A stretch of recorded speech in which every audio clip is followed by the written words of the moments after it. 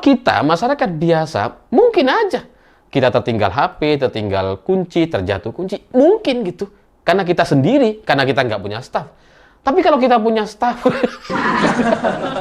rasanya nggak mungkin. Minimal kita punya sopir gitu ya. Rasanya nggak akan ada insiden kehilangan kunci. Ya kalau sopir kita menghilangkan, kita pecat gitu kan.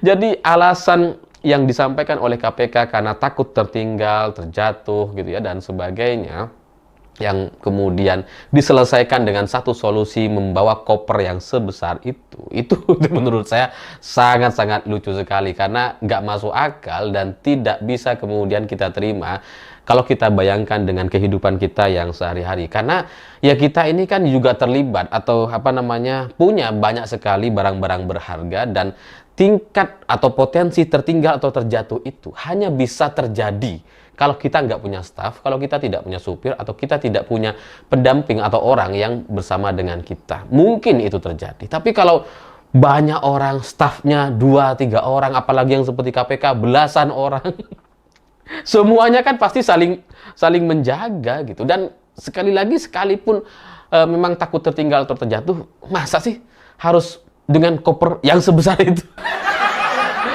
Jadi berita terkait KPK yang memasukkan flash disk dan buku sekecil ini gitu ya, kecil sekali ke dalam koper yang besar sekali seperti itu jadi semakin mencurigakan, semakin bahkan meyakinkan orang-orang bahwa kasus yang melibatkan Pak Hasto Kristianto yang dikait-kaitkan dengan kasus penyuapan oleh Harun Masiku kepada Komisioner KPU itu jadi seperti hanya drama atau diada-adakan saja.